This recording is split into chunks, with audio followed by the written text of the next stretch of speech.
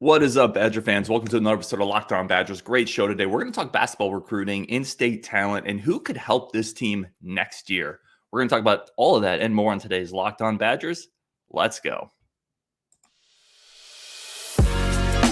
You are Locked On Badgers, your daily podcast on the Wisconsin Badgers. Part of the Locked On Podcast Network, your team every day. What is going on, everybody? Welcome to Locked On Badgers, your team every single day. I'm your host, Ryan Herrings, as always. Really do appreciate everybody tuning in. Today's episode is brought to you by our friends over at FanDuel, the official sportsbook of Locked On. Make every moment more. Visit FanDuel.com/LockedOn today to get started. And as promised, we are going to talk basketball recruiting. We got Jason Jordan, Locked On's college basketball recruiting insider, joining the show. Jason, thank you so much. As always, we are smarter because you are here. I'll take it. Never heard that, but I'll No, it's meant, man. You and John Garcia, the football side of you, we are better because you guys share what you know about the game. And I've talked about before, we're not going to talk about it in the first segment, but you were completely right with Connor Essegian and the type of season he potentially could have. So yeah, definitely give you some credit for that as well. We're going to talk about that later. But first, let's start in-state talent 2024. Nick Janowski, the 6'4" kid out of Pewaukee. We've talked about him briefly before. But Badger fans are getting excited again, seeing the season he's putting up, 24 per game, dropped 46 the other day. What have you seen from him this year in terms of growth, and where are you at watching his film? Yeah, I mean, he's just, but I thought he was a really aggressive scorer anyway, so it's just more of, I would say biggest thing is I like to see players' confidence continue to grow. He was already a really confident scorer just because of his ability to stretch the defense. And, he doesn't toe the line on NBA three-pointers. But he can also mix it up. He's great at two, three dribble pull-ups, has different counters for your he has like a counter for a counter. Like, you have a counter to stop his first move. He has two. Kobe always talked about having two counters in your back pocket for every anticipating the defense. So he's really good at that. And then, I like left-handed shooters. I'm just kind of, I don't know why. I just feel like they can shoot better. Call me crazy. I just feel, but that's a me thing. But in all seriousness, his ability to knock down shots in the mid-range and from the perimeter, I mean, mind-boggling. And, he's a confident shooter. So he's the kind of guy that looks at the rim like, I missed, like what? Who moved the rim? So I would say the growth, his continued, I should say, growth on the confident level, because as a shooter, it's all about mentality and mechanics, but really mentality. So I would say those are the things that have grown even in this season. Fair to say that you are a fan. Oh, yeah. I love a confident player. Like I even like for you to be a little cocky on the court. Yeah, if I'm being very honest, because I know that makes you who you are. So as long as you're not cocky when the horn sounds, we're all good there. But he definitely is one of the best mentality-wise for sure. And then we talk about this with every player that we have you on, but what are some of the things that you pick up watching him maybe in person or more so even in tournaments, vice what we're seeing, just kind of, regular highlights from his high school film, or what are you picking up outside of just the highlight film? Just a leader. Like he's a vocal leader, like an emotional player. So he's always engaged. Never like not dialed in, always locked in at all times, very focused. So those are the things I would say would stand out in that regard. I've always remembered that he's always been like a very engaged player on both ends of the court. And well, that brings me into the next question, right? People always want to know, we see the clips offensively, defensively. I think he's fine. Like, I don't think, but some people look at it and say, how's he going to guard at the next level, at the Big Ten level, if that's where he goes? We don't know for sure, but how does he guard the better backcourts?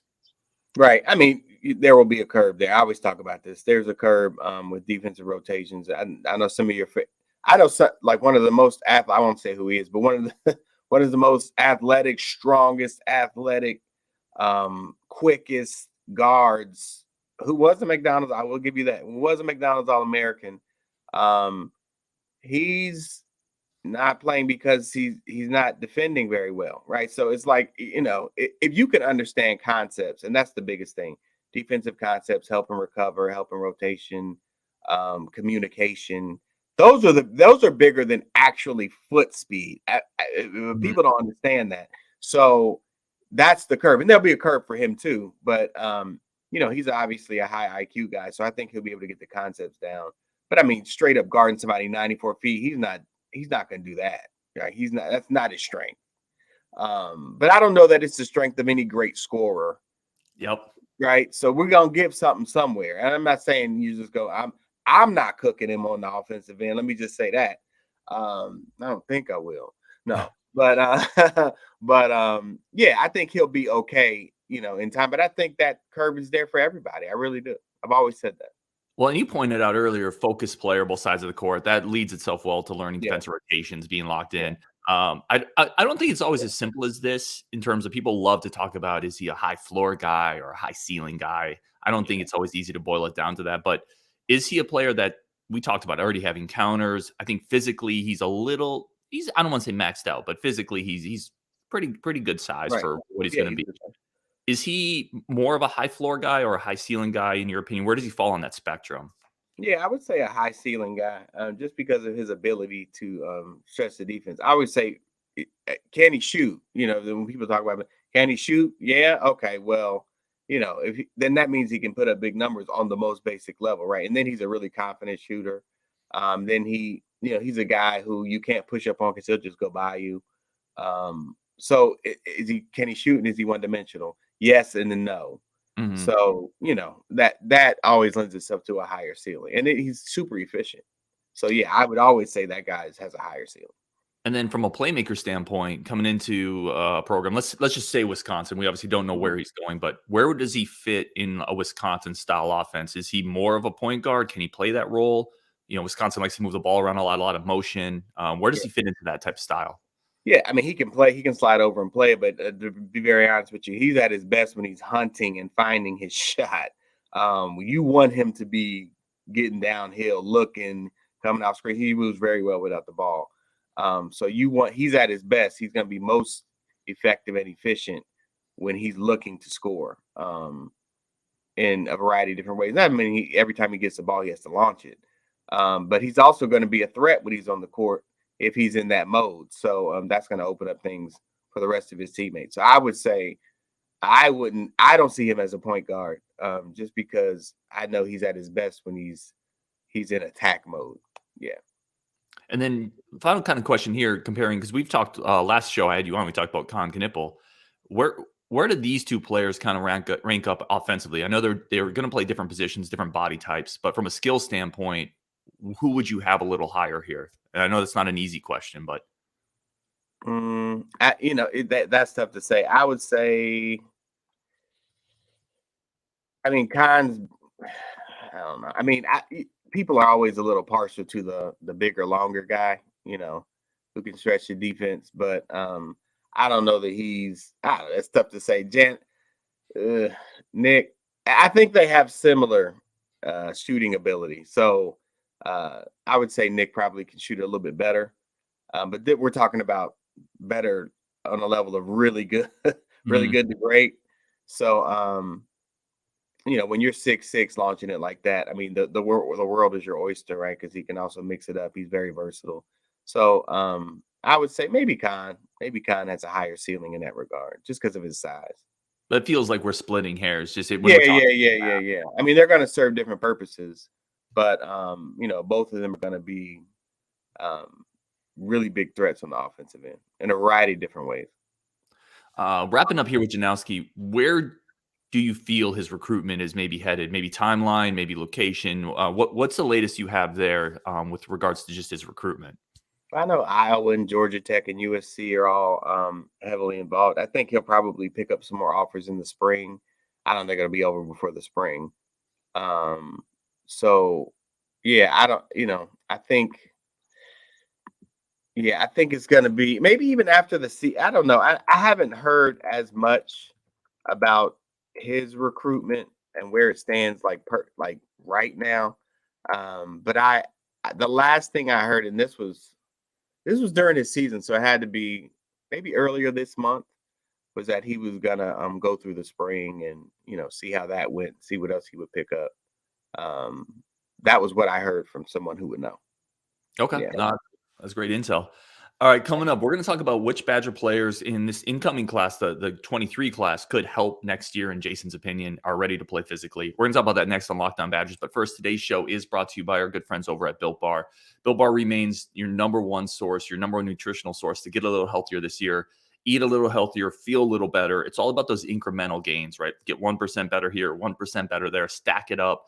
Built Bar is one of the tools I use to do that. Over 16, 17 grams of protein, not a lot of calories, not a lot of sugar.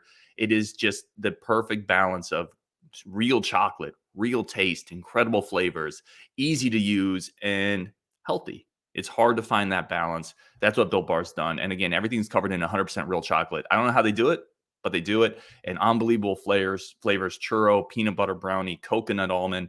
It's all there. Again, not sure how they've pulled it off, but they've done it. It's what I use to eat a little healthier. I highly, highly recommend it. If you're looking for something that you can grab in between meals, head into the gym, coming back from the gym, protein-filled, tasty, healthy, Built Bar is where you want to go. And you no longer need to order it online. You can go to Walmart, go to the pharmacy section, pick up your 4-bar box, or you can go to Sam's Club, get a 13-bar variety box.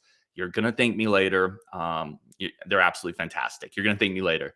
And if you're listening to this show, really do appreciate it. Go tune into Locked On College Basketball, all the biggest college basketball stories in one spot, guests, athletes, interviews, like only Locked On can do it wherever you get your podcast. Go check out Locked On College Basketball.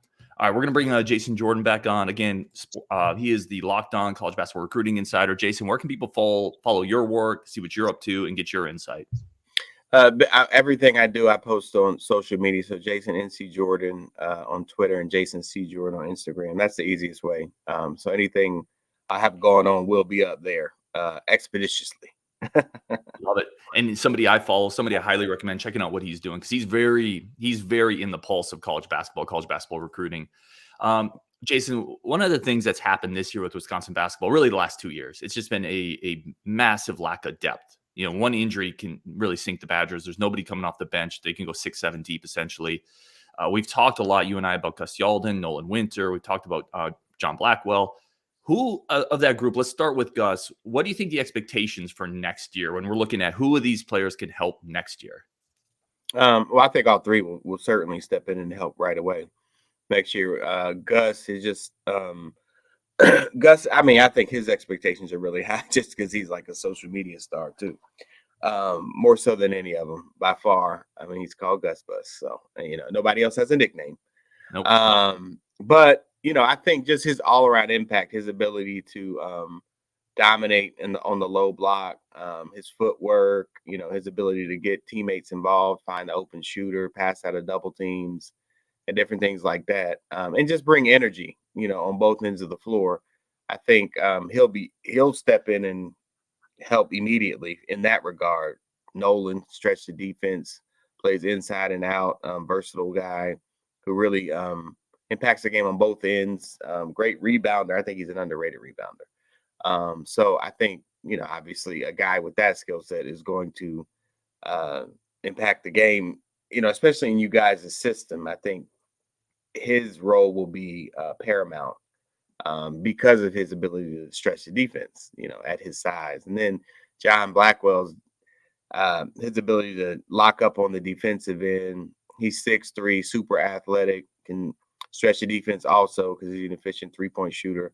So, all these attributes are, and they've all done it at the highest level, right? And they've done it on the AAU level. They're doing it in at the high school level. Gus is one of the best players in the NIBC, which is by 10,000 miles the greatest. I'll see him this weekend. I'll be down there in South Carolina with him this weekend. The greatest high school league. It's Montverde, La Lemire, IMG, Lou High. Come on, get out of here. That 5 of their teams are ranked in the top 15 in the country. So, he's down there dominating that league. So just, that tells you all you need to know. So I definitely think that lends itself to those guys making an immediate impact for sure next season. I want to start with, I want to talk more about your points with Yalden, but I want to start with Blackwell, who I feel like, I think we talked about this. I feel like he gets overlooked in this class. because the other two had, I think, a little more recruiting hype potentially, but he feels like a guy who can almost immediately fill into that for even if it's 10 minutes a game, that 3-and-D role that really every team needs. He's athletic, like you said, he's 6'3". I think he can defend and shoot right away. Absolutely. He makes things happen. Like he's always made things happen. When he gets in the court, he's a high energy player.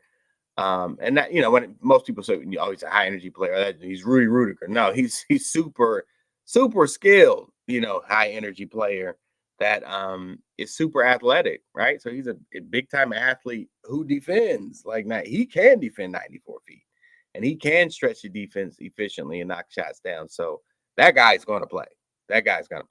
Absolutely. And then let's go back to your Yalden point. I really want to specifically talk about the level of competition he's playing now, and how that's going to help him translate into the college game. Because there's just certain things you're not going to have to do if you're playing at a lower level of high school. He's sharing the court with great teammates. He's having to guard better athletes. Talk about how that makes that transition maybe a little easier for him. Well, this weekend I'm looking now. He's playing against AZ Compass Prep, Zayden High, who's going to North Carolina. They have like 6 D1 kids, McDonald's All-American. Then he plays against Sunrise Christian, who's, probably in contention to make the Geico Nationals tournament. I mean, come on. Then they play Oak Hill. So that's 3. There you go. Right there. Nobody's playing those things. Nobody's playing those high schools in a season. He's playing them in the weekend. Right. That's just 3 games, Thursday, Friday, Saturday. They'll be on ESPN Plus, so tune into that. So, but he's always done that. Like in the summer, he dominated the EYBL, dominated Peach Jam. This is why I never understood why his ranking fell or, went down because if this is, everybody may not know this, but Peach Jam is supposedly, and I agree with this, the number 1 basketball tournament of the summer at that age in the world. Right? No one's bet. LeBron is courtside. Kevin Durant's courtside. All the NBA guys are there. Superstars are there. You got Bronny walking around with his security and all this stuff. I mean, it's got all the pomp and circumstance. He dominated that. Like, he was cooking people. And so, when you're dominating your peers and people who are air quotes supposedly better than you, I mean, what are we doing? I don't understand why he's not like a top 30 guy. To be very honest with you, I've had the conversation with him, and people that rank that type of stuff. I just don't get it, because I'm big on what did you do, not what can you be, because what can you be usually ends up being wrong if we go back and crunch the numbers. But nobody wants to play that game. So, as long as he continues to show improve, and he's been consistent, he's gotten better. I think his footwork is even better now based off what I've seen. So I certainly think that lends itself to being a star in that offense. I mean, because you can run the offense through him. You should, if you're smart. You probably should. By the way, Gus, as you mentioned, he doesn't understand why he dropped either. He doesn't understand it. I'm with him. I told him, I'm with you. I don't get it. I don't get it. But you don't worry about stuff like that. Don't worry about stuff like that. Let's take that one step further really quick and finish up on this one with Gus. Because I agree with a lot of what you're saying. I've been high on that game since well before he committed to Wisconsin. But with all that being said, what does a freshman season maybe look like then for Gus? Like, I don't want to say statistically because every team plays different pace, tempo. We got to see what happens in the transfer portal, right, to figure out what the roles are. But what actually does that look like in the Big Ten with Gus Yalden potentially next year? Yeah, I mean, I think he'll be very productive on a lot of different fronts. So the thing about Gus is he's really smart. Like, people say, oh, he's a high IQ guy, but that tends to be like a throwaway quote. Well, what that means for him is he really knows how to use. It sounds remedial, but it's like a science with him. Like, he can tell by body language and body movements. And he told me one time, I can tell. He loves playing against the super athletes that are just like 6'9", jumping out the gym, because he knows they're going to try and block all his shots. So they're going for all his head fakes, so he can head fake them, get him on his, he's a wide guy. So he knows how to get him on his hip, get him on his shoulder, create the separation there, finish on the and one. This is what he did all summer. So I think he'll be productive in that way. He's, a guy who gets a piece of the paint, kicks out to the shooters, finds shooters very well. Um, Footwork is impeccable. Like I think he might have the best footwork of any big. It's just he's very light on his feet. Very, very, very light on his feet. I wondered if he played soccer before. You know what I'm saying? So, and that footwork, you might be faster, but he's probably quicker than you, and that means those first two steps makes all the difference in the paint. That's a different world in the paint. We're not having a foot race. It's am I quicker than you? Am I right by you on my first two steps? Then you're done. You're cooked. So you're gonna have to foul me. And and he's a really good free throw shooter too. So I think I could see him averaging double figures, and I could see it being like a 11, 12 point guy, 6, 7 rebounds, 3, 4 assists. And I might be selling him short, but I could certainly that would be for me. I would expect that out of him. I wouldn't be like, "Oh, that's a good." I would be like, "Okay, that's about what I thought." That checks the box. Yeah, absolutely. Yeah, Badger fans are excited to hear that. I want to ask you if he reminds you of anyone. He reminds me a little bit, and let me know if you think this is crazy, of Caleb Swanigan a little bit, the Purdue big that went 27th, went to Portland. Also a guy really smart, good footwork, could stretch the defense, a little bigger, not super tall. That's kind of who he reminds me a little bit. Does he remind you of anyone? Is there anyone that pops in your head when you watch him? Yeah, I mean, so that's a good one. I would say, because I think about guys who have really great footwork. I think about taking people back here, but Carlos Boozer, especially when he was at Duke, he had amazing footwork. He wasn't a guy. I mean, he totally was dunk. I mean, Gus dunks too. Like people try to act like he just shoots layups. The Gus can dunk too. But Boozer was a guy who was just gonna 1-2 you to death, spin. He had hook shots, pump fakes, different stuff like that. So I would say him, maybe even Trevor Booker, maybe not as athletic, but just great footwork, and that made him who he was to be, and he added the athleticism, right? Because he had that. But I mean, it's the same 2 points. Just saying, if I'm still scoring on you, maybe I didn't dunk it, but I mean, I still had 20. Yeah, I love it.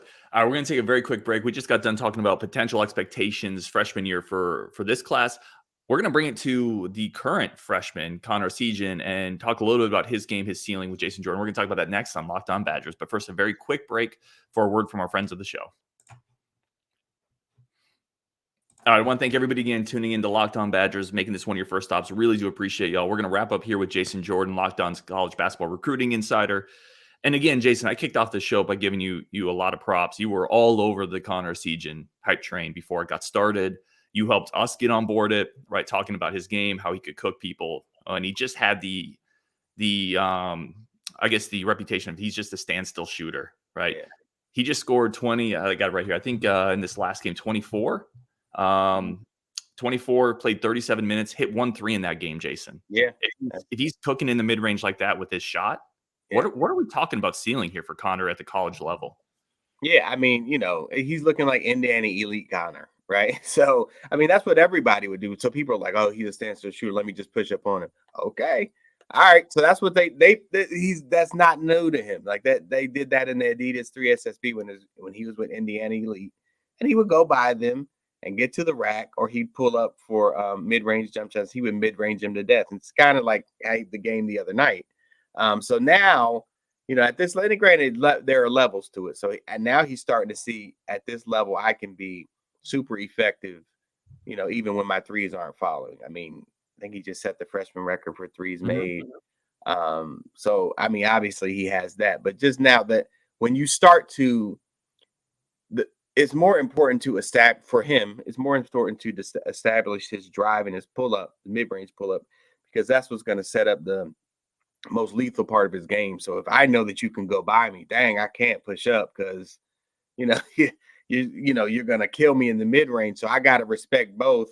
Now I don't know what to do, right? And so that makes you, at his mercy in every way. And so we're seeing